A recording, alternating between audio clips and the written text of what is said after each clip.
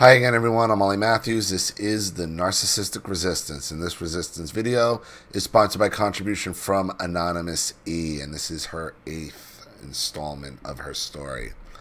Hello, Ollie. Just a present day update. Feeling a bit better, getting a bit more done around here. Finally got my dog out for a walk. He had a good day at work yesterday. My spirits are lifting, and writing is getting easier. I'm trying to take smaller bites and not write for such long periods of time. I was getting out of balance, but I'm on my way back.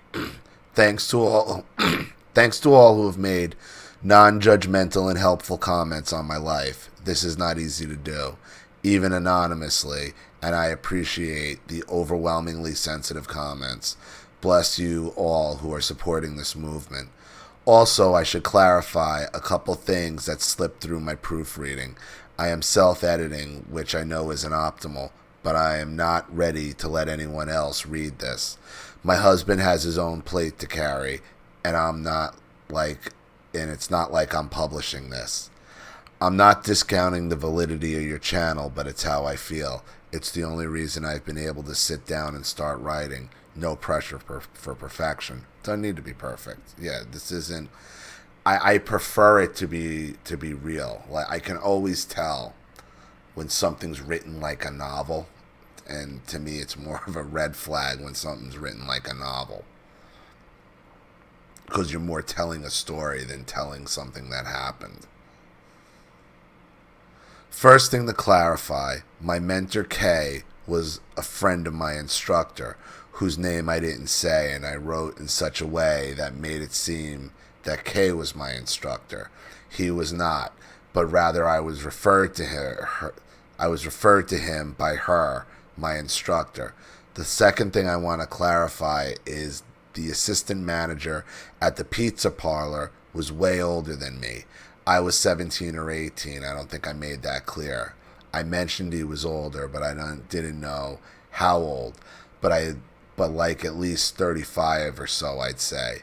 It didn't feel right, but I still went because I was conditioned not to listen to my feelings, not to have feelings. I think that's all I need to clear up, and I'm not saying you did something wrong, Ollie. I miss these things myself. Okay?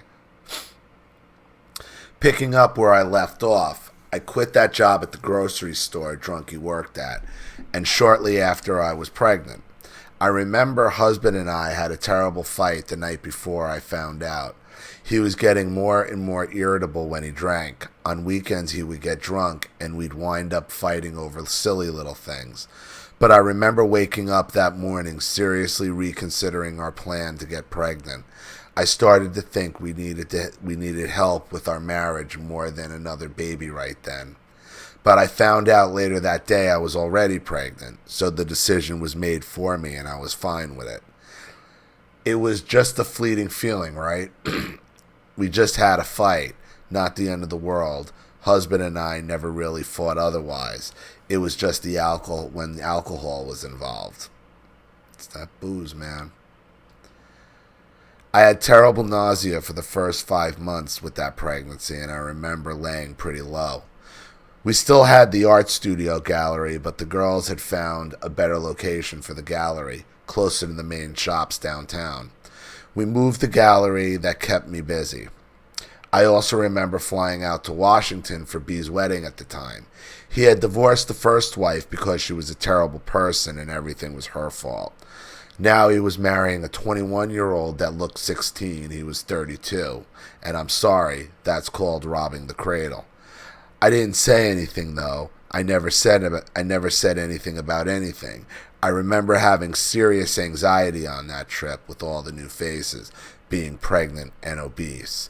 Still always questioning my parenting. B is one of these super confident, hands-out parenting advice like candy, knows better than anyone.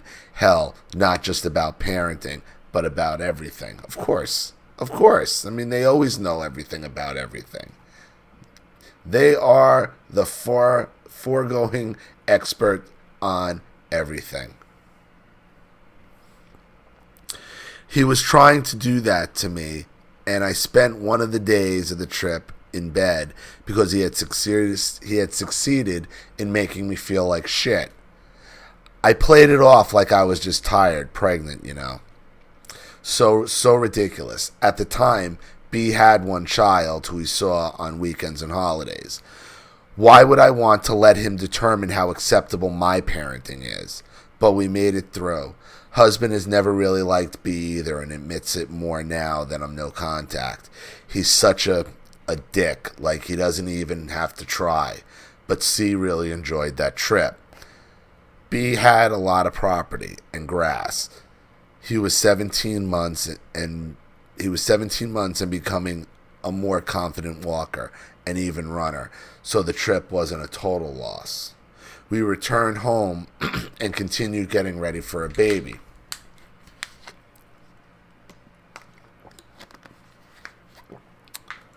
C was so excited about having a little bro. He was moving into the big boy room and going to have to be a big brother.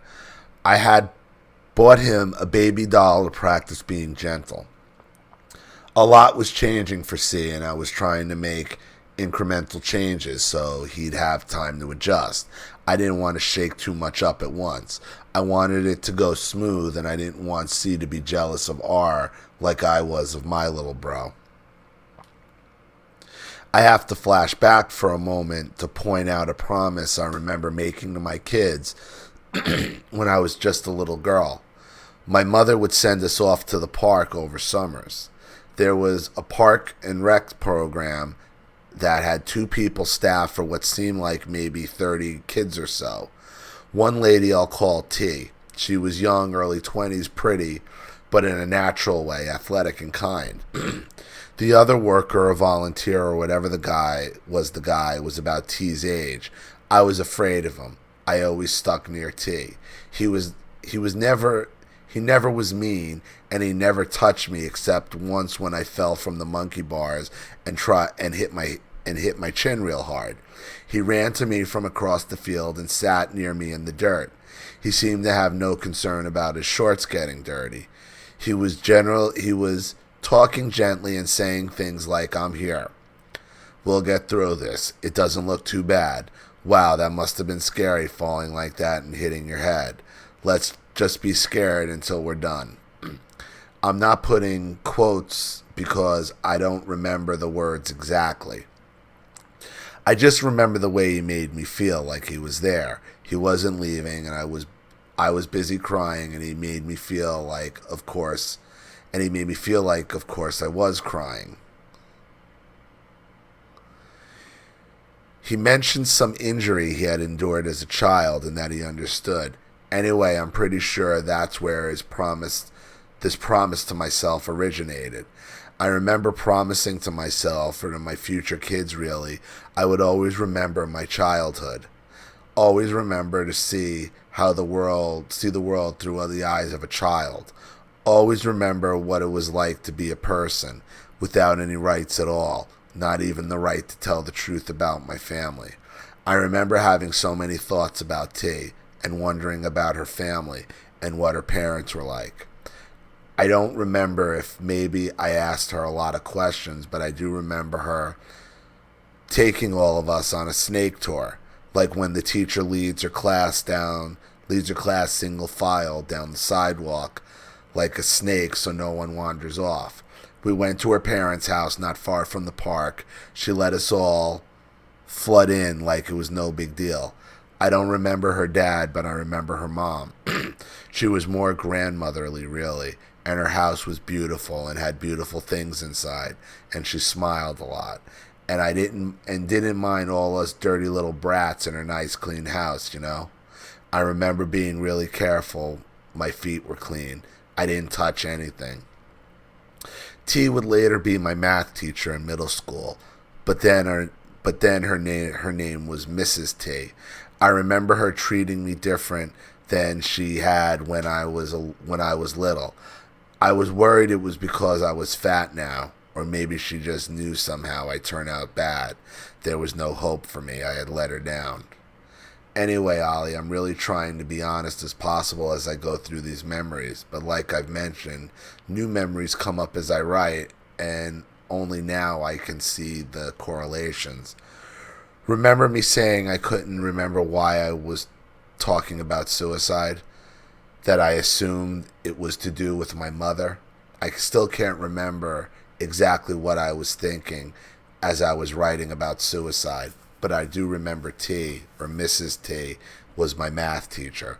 I do remember being somewhat obsessed with her. I don't know what the word obsessed meant at that age, but I'm just remembering my thoughts and feelings. I spent too much time thinking about her. It's odd. Not odd, but it's at that park and rec when you fell from those bars and the mail came over. You know, T had stepped in your mind and your subconscious to be the mother that you wanted. And then the mail, when you fell, that was like a very fatherly thing to let them know when their child falls, like, I'm here. So I think that park and rec situation gave you a glimpse of the life you wanted, of the mother you wanted, of the parents you wanted, of the family you wanted.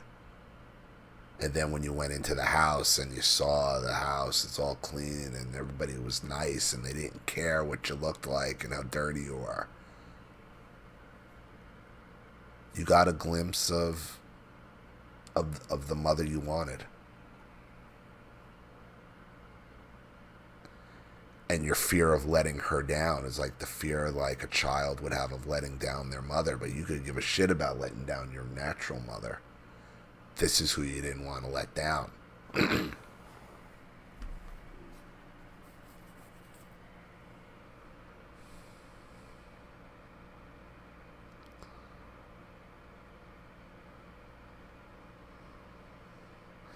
I had this notion that she knew my mother was abusive or just saw in me my sadness, my weight, that I needed help. But I remember she wasn't treating me the same. I now know that she was simply not showing preferential treatment. I remember her seeming sad too sometimes, but she would quickly put her mask back on. I remember her having to stop a lesson because her ears were ringing so bad because she couldn't think. Her ears were ringing so bad she couldn't think. She was holding her ears and scrunching her face. I remember feeling guilty for mentally screaming to her for help so loudly and constantly that I heard her. I think it may have been then that I was caught writing the letter and got busted for the suicidal thoughts. Yeah, you were writing it to her. You were writing the letter to this teacher. I also remember maybe thinking I was a lesbian for thinking about Mrs. T so much, because I did think she was a very beautiful from the inside out kind of way. I just know it was a very emotional time, and after the suicide prevention tactics Drunky used, I didn't let myself feel sad outwardly.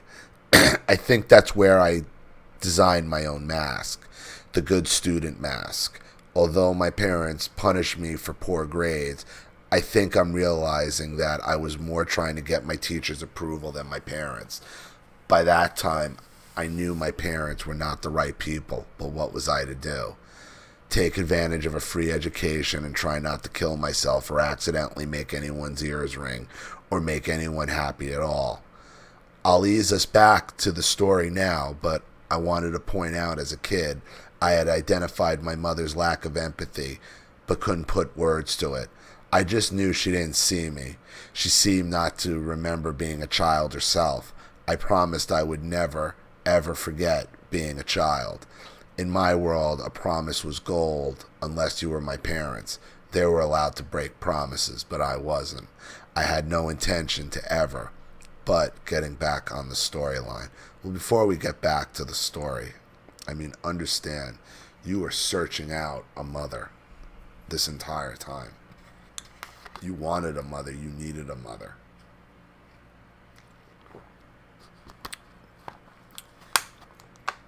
Your good grades were an attempt to find a new mother.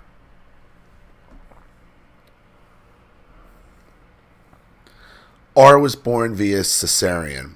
He inhaled amniotic fluid during the birth. They showed him to me and quickly had to take him and work on him. I didn't get a long enough look at him. I don't have a vivid memory of him at birth like I do his brother. I didn't get to see him for 6 hours. I was coming out of my skin. I was worried about the attachment process. It was hands down the longest 6 hours of my life.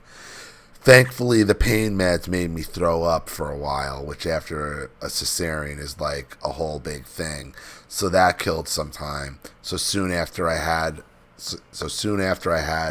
a baby in my arms. Drunky was there, and I remember her being on the phone the whole time. It was a flip phone. I didn't have a cell phone yet, but I imagine it must be great fun if it's possible to spend that many hours on it. She announced she didn't need to stay at our house this time. It hadn't even really been necessary for her to stay after C was born. It'd be fine. I was tough. She'd always say I was tough. Gee, I can't understand why you would have been searching for a new mother. Can't understand why you were searching for a mother to replace the narcissistic one you had. No idea why. None. Can't figure out why I would do it either.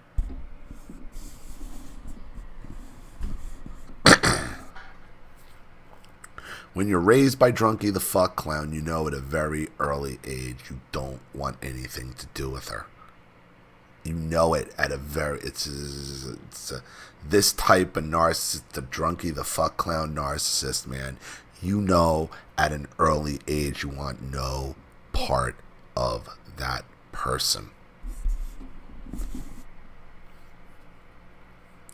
I wasn't fine. I had a 2-year-old to chase around in a decent-sized hole in my belly. I started hemorrhaging while my husband was at work one day.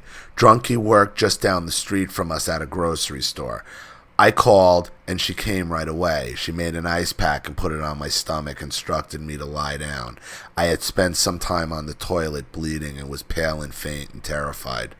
The bleeding stopped, and we decided, or Drunky did, that there was no need to go to the doctor right then.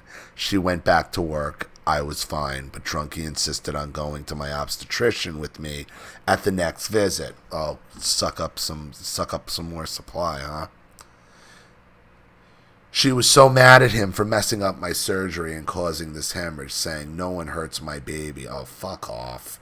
Fuck off.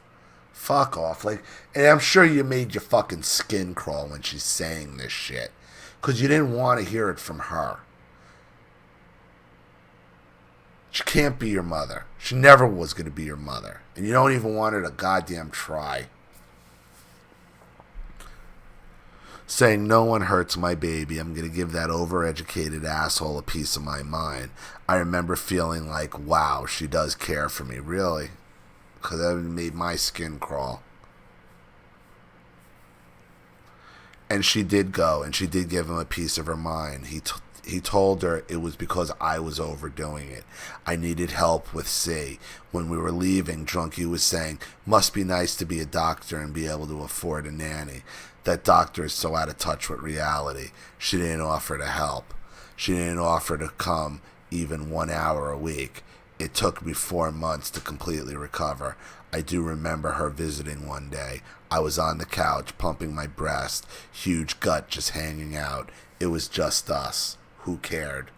She was there getting photos of the boys. I caught her photographing me and told her to delete it. What an embarrassing moment to photograph. She was just laughing and discounting my feelings like always. She didn't delete it. She sent it out to the family via group email, including me, so I know she sent it to everyone. I could cry just thinking about it. I just don't understand why she does some of the things she does to me. Because she's Drunky the fuck clown and she hates you. She hates you.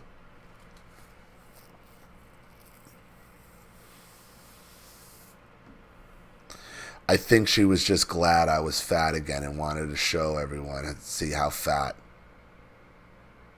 My breast was in the pump, so you couldn't see it, but my disgusting gut was just hanging out there. I felt and still feel so violated for that one. Ugh, that's enough for today. Thanks for your videos. They're so eye-opening and are really helping husband and I understand the severity of our situation with these people.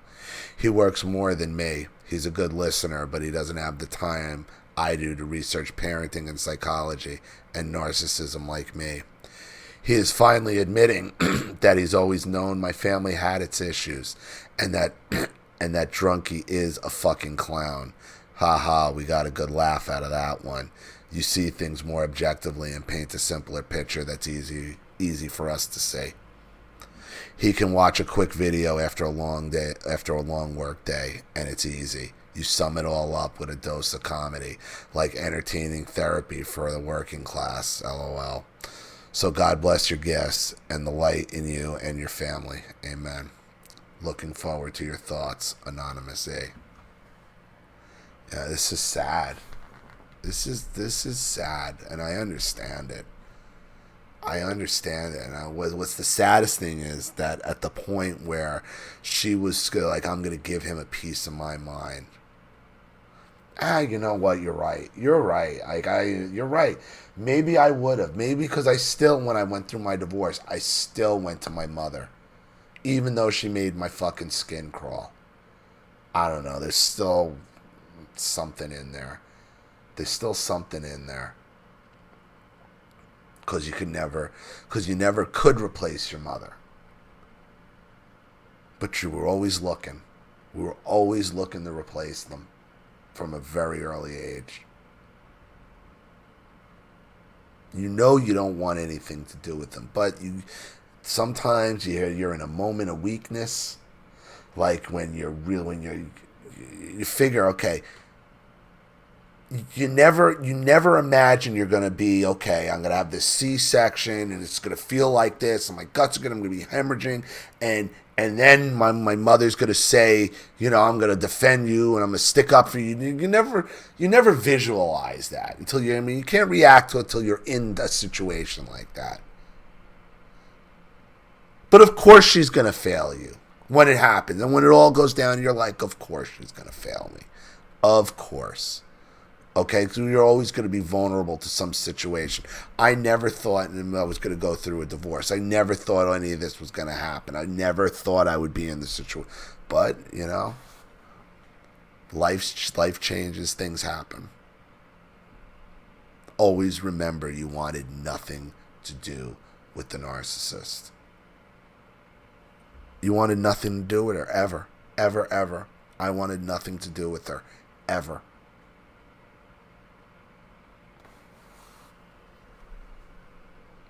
Where you're constantly looking to replace your narcissistic mother. And this is the after effects of it. So, hope this helps. Thank you again, Anonymous E, for another contribution and another installment. I really appreciate it. Thank you to everybody watching. Please leave any opinions or advice in the comment section below. And again, if you want your story read on the channel, you have a topic you'd like me to cover, a narcissist you'd like to expose, you'd like to set up Skype, a phone call, have a private video made, or a Facebook live chat, or you'd like to sponsor a video like this for someone who needs help and can't afford it, or just make a contribution to the channel in general to keep it supported, growing, and successful, because this channel survives 100% on contributions from all of you guys. Without you all, this goes away. So if you like what you see here and you want to see more videos like this, you know what to do with the PayPal and email links in the description box. Also, please like and share this video wherever you can. Subscribe to my channel if you haven't. And be sure to click the subscription bell to be notified of all my video uploads. I'm Ollie Matthews. This has been The Narcissistic Resistance. Take care.